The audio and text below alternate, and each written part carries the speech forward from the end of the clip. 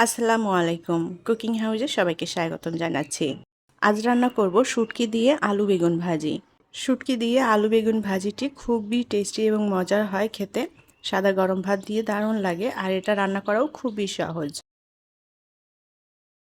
আমি এখানে মিডিয়াম সাইজের 3টা লম্বা বেগুন কেটে নিয়েছি। বেগুনগুলো এরকম লম্বা চিকন করে কেটে নিয়েছি, আর বেগুনগুলো ভালোভাবে ধুয়ে পরিষ্কার করে নিতে হবে। আর নিয়েছি এখানে বড় সাইজের একটা আলুটাও আমি এরকম লম্বা চিকন করে কেটে নিয়েছি। বেগুনের সাথে আলু দিলে খেতে ভালো লাগবে। এখানে বেগুনের মধ্যে আলু বাদ দিয়েও কিন্তু বেগুনটা ভেজে নেওয়া যাবে শুটকি দিয়ে। পরিমাণ মতো তেল দিয়ে দেব। এখন এর মধ্যে দিয়ে দেব পেঁয়াজ কুচি, আর দিয়ে দেব কাঁচামরিচ। পেঁয়াজ এবং কাঁচামরিচটা একটু ভেজে নেব। এবার এর মধ্যে দিয়ে দেব শুটকি। আমি এখানে কাচকি শুটকি নিয়েছি। কাচকি শুটকিগুলো খুব ভালোভাবে ধুয়ে পরিষ্কার করে নিয়েছি। কাচকি শুটকির পরিবর্তে এখানে চিংড়ি শুটকি বা অন্যান্য যে কোনো শুটকি ব্যবহার করা যাবে। শুটকিটা খুব ভালোভাবে ধুয়ে পরিষ্কার করে নিতে হবে যেন ধুলোবালি না থাকে। শুটকিটা দিয়ে পেঁয়াজ মরিচের সাথে একটু নেড়ে চেড়ে ভেজে নেব। রসুন বাটা দিয়ে দেব 1 চা চামচ পরিমাণ। রসুন বাটা দিয়ে আবারও নেড়ে চেড়ে মিলিয়ে নেব। আর এগুলোকে একটু ভেজে নিতে হবে যেন কাঁচা গন্ধটা চলে যায়, প্লাস শুটকির মধ্যে যে গন্ধটা থাকে সেটাও যেন চলে যায়, যার কারণে হালকা আঁচে একটু ভেজে নিতে হবে। আমি 2-3 মিনিটের মতো শুটকিটা পেঁয়াজ মরিচের সাথে ভেজে নিয়েছি। এখন কিছুটা পানি দিয়ে দেব। লবণ দিয়ে দেব স্বাদ মতো। ধনিয়ার গুঁড়া দিয়ে দেব 1 চা চামচ পরিমাণে। শুকনো মরিচের গুঁড়া দিয়ে দেব 1/2 চা চামচ পরিমাণ। হলুদের গুঁড়া 1/2 চা চামচ পরিমাণ। মশলাটা ভালোভাবে নেড়ে চেড়ে মিলিয়ে নেব। এখন এই মশলাটা ভালোভাবে নেড়ে চেড়ে একটু কষিয়ে নিতে হবে।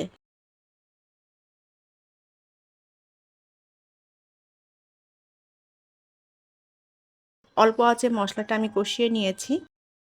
এখন এর মধ্যে দিয়ে দেব কেটে রাখা আলু। আলুটা আমি আগে দিলাম যেহেতু আলুটা শক্ত, যার কারণে আলুটা আগে থেকে একটু কষিয়ে নিলে বেগুনের সাথে ভালোভাবে মিশে যাবে, আলুটাও ভালো মতো সেদ্ধ হয়ে যাবে। আমি 3-4 মিনিট আলুটাও মশলার সাথে ভালোভাবে নেড়েচেড়ে একটু ভাজা ভাজা করে নিয়েছি। এখন সামান্য পরিমাণ পানি দিয়ে দেব যাতে আলুটা ভালো মতো সেদ্ধ হয়ে যায়। যেহেতু এখানে বেগুনটা একদমই নরম একটা সবজি, আর বেগুনটা কিন্তু রান্না হতে একদমই সময় লাগে না, যার কারণে আলুটা একটু আগে থেকে সেদ্ধ করে নিলে বেগুনের সাথে ভালো মতো মিশে যাবে। যে পানিটা দিয়েছি পানিটা শুকিয়ে গিয়েছে, আলুটাও ভালো মতো কষিয়ে নিয়েছি, আর আলুটা সেদ্ধও হয়ে গিয়েছে। এখন এর মধ্যে দিয়ে দেব কেটে রাখা বেগুন। বেগুনটা দিয়ে উল্টাপাল্টা করে ভালোভাবে নেড়েচেড়ে মিলিয়ে নেব।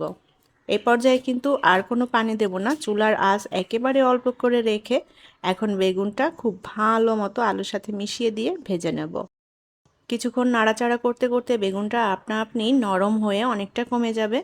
চুলার আঁচটা কিন্তু অবশ্যই অল্প রাখতে হবে, আর একটু বারে বারে নেড়ে দিতে হবে উল্টাপাল্টা করে, যেন সব দিকটাই সমানভাবে জাল পড়ে এবং সেদ্ধ হয়ে যায় সব কিছু ভালো মতো। শুটকি দিয়ে আলু বেগুনের এই ভাজিটি খেতে খুবই টেস্টি এবং মজার হয়। যারা এখনও এভাবে খাননি তারা অবশ্যই একবার তৈরি করে দেখবেন, খুবই ভালো লাগে। যারা শুটকি বেগুন এগুলো খেতে পছন্দ করেন তাদের কাছে ভীষণই ভালো লাগবে। আর শুটকি দিয়ে আলু বেগুনের এই ভাজিটি সাদা গরম ভাত দিয়ে খেতে কিন্তু দারুণ মজার। অল্প আঁচে নেড়ে চেড়ে আলু বেগুন খুব ভালো মতো ভেজে নিয়েছি, আর বেগুনটাও কিন্তু খুব সুন্দর মতো সেদ্ধ হয়ে গিয়েছে, একেবারে মাখো মাখো হয়ে এসেছে এটা। আলু বেগুন ভাজাটা হয়ে গিয়েছে। এখন এর মধ্যে দিয়ে দেব কিছু ধনেপাতা কুচি। ধনেপাতা দিয়ে খুব ভালোভাবে নেড়েচেড়ে মিলিয়ে নিয়ে আর 1 মিনিটের মতো ভেজে নেব।